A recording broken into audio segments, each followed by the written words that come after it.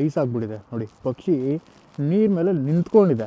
Guys ಈ 2 body lotions shopping ಆಗಿದೆ ನೋಡಿ. ಗೈಸ್ ಎಷ್ಟು ಕ್ರೀಮ್ಸ್ ತೊಗೊಂಡಿದ್ದೀನಿ, ಎಲ್ಲ ಬಾಡಿ ಲೋಷನ್ಸ್. ಇದು 80 ಪೌಂಡ್ಸ್ ಇದೆ, ಅಂದರೆ 8,500 ಜಾಕೆಟ್ ಇದು. ಎಲ್ಲ ಕನ್ನಡಿಗರಿಗೂ ನನ್ನ ಸಾಷ್ಟಾಂಗ ನಮಸ್ಕಾರಗಳು. ಮತ್ತೊಮ್ಮೆ ನನ್ನ ಯೂಟ್ಯೂಬ್ ಚಾನಲ್ಗೆ ಸುಸ್ವಾಗತ. ನಾನು ನಿಮ್ಮ ಮಿಸ್ಟರ್ ಮಂಕ್ ಮಾತಾಡ್ತಾ ಇದ್ದೀನಿ.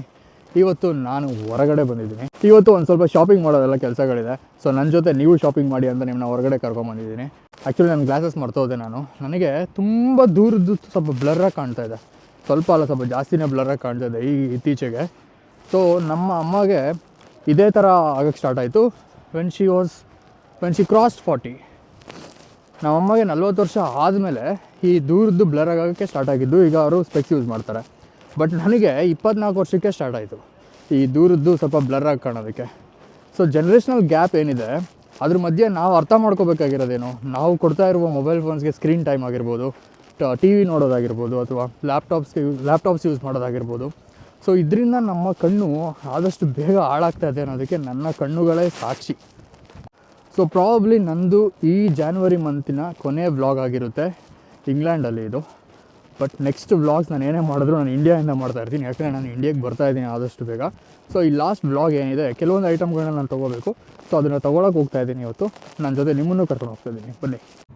ಇಲ್ಲಿ ನೋಡಿ ಗೈಸ್, ಇಲ್ಲಿ ನೀರು ಯಾವ ರೇಂಜಿಗೆ ಫ್ರೀಸ್ ಆಗಿದೆ ಅಂತ, ಐಸ್ ಆಗಿಬಿಟ್ಟಿದೆ ನೋಡಿ. ಪಕ್ಷಿ ನೀರು ಮೇಲೆ ನಿಂತ್ಕೊಂಡಿದೆ, ಆ ರೇಂಜಿಗೆ ಫ್ರೀಸ್ ಆಗಿರೋದು ಇದು.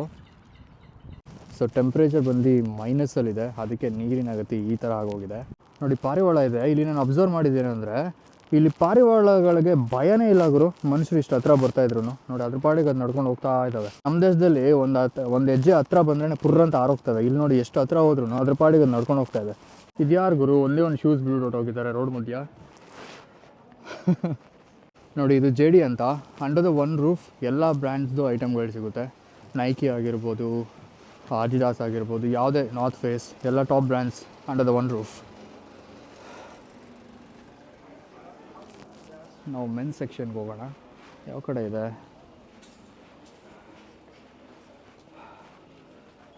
Here it is. ಸೊ ನಾನೊಂದು ಹುಡಿ ತೊಗೋಬೇಕು, ನನಗಲ್ಲ ಗಿಫ್ಟ್ ಕೊಡೋಕ್ಕೆ. ಸೊ ಹುಡುಕ್ತಾ ಇದ್ದೀನಿ.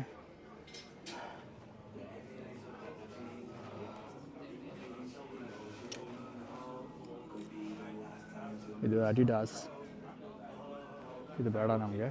ನಾನು ನಾರ್ತ್ ಫೇಸ್ದು ಒಂದು ಹುಡಿ ನೋಡಿದ್ದೀನಿ. ಅಷ್ಟು ನೋಡಿದ ಹುಡೀಸಲ್ಲಿ ನನಗೆ ಒಂದೇ ಒಂದು ಇಷ್ಟ ಆಯಿತು. ಸೊ ಅದಕ್ಕೆ ನಾನು ಅದನ್ನ ಶಾರ್ಟ್ ಲಿಸ್ಟ್ ಮಾಡ್ಕೊಂಡಿದ್ದೀನಿ. ಬೇರೆ ಬೇರೆ ಕಡೆ ಎಲ್ಲ ನೋಡಿ ಏನೇನಿದೆ ಅಂತ ಸ್ವಲ್ಪ ಎಕ್ಸ್ಪ್ಲೋರ್ ಮಾಡಿ ಆಮೇಲೆ ಡಿಸೈಡ್ ಮಾಡ್ತೀನಿ ಏನು ತೊಗೋಬೇಕು ಅಂತ. ಸೊ ನಾವೀಗ ಬಾಡಿ ಶಾಪ್ ಹತ್ರ ಬಂದಿದ್ದೀವಿ, ಒಳಗಡೆ ಹೋಗೋಣ, ಏನಿದೆ ಎಕ್ಸ್ಪ್ಲೋರ್ ಮಾಡೋಣ. ಸೊ ಏನು ತೊಗೊಳ್ಳೋದು?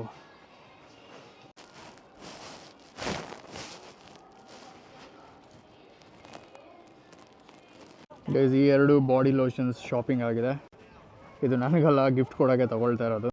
ನೋಡಿ ಗೈಸ್ ಎಷ್ಟು ಕ್ರೀಮ್ಸ್ ತೊಗೊಂಡಿದ್ದೀನಿ, ಎಲ್ಲ ಬಾಡಿ ಲೋಷನ್ಸ್ ಇದು. ಆ್ಯಕ್ಚುಲಿ ನಾನು ಜಾಸ್ತಿ ಲೋಷನ್ಸ್ ಶಾಪಿಂಗ್ ಮಾಡ್ತಾಯಿಲ್ಲ ಈ ಸರಿ, ಸ್ವಲ್ಪ ಮಾತ್ರ ತೊಗೊಳ್ತಾ ಇದ್ದೀನಿ, ಸ್ವಲ್ಪ ಜನಕ್ಕೆ ಕೊಡೋಕ್ಕೆ. ಸೊ ಬರೀ ಲೋಷನ್ಸ್, ಬರೀ ಬಾಡಿ ಲೋಷನ್ಸೇ ನಾನಿವಾಗ ಎಲ್ಲ ಸೇರಿ ಟೋಟಲ್ 2 ಸ್ಟೋರಲ್ಲಿ ತೊಗೊಂಡೆ ನಾನು. ಸೊ 10,000 ರೂಪಾಯಿ ಬರೀ ಲೋಷನ್ಸ್ಗೆ, ಬಾಡಿ ಲೋಷನ್ಸ್ಗೆ. ಸೊ ಈಗ ನಾವು H&M ಒಳಗಡೆ ಹೋಗೋಣ.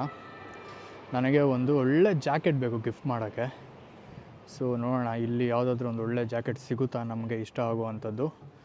ಕೆಳಗಡೆ ಫುಲ್ಲು ವಿಮೆನ್ಸ್ ಸೆಕ್ಷನ್, ನಾವು ಮೇಲ್ಗಡೆ ಹೋಗೋಣ. ಮೆನ್ಸ್ ಸೆಕ್ಷನ್ ಮೇಲೆ ಇದೆ ನೋಡಿ, ಮೇಲೆ ಟ್ರೈ ಮಾಡೋಣ. ಇಲ್ಲಿ ಜಾಕೆಟ್ಸೇ ಇದ್ದಂಗೆ ಕಾಣ್ತಿಲ್ವಲ್ಲ. ವಿಂಟರ್ ಕಲೆಕ್ಷನ್ ತೆಗೆದುಬಿಟ್ಟಿದ್ದಾರಾ, ಏನು ಕತೆ? ಈ ಶರ್ಟ್ ಒಂಥರ ಚೆನ್ನಾಗಿದೆ.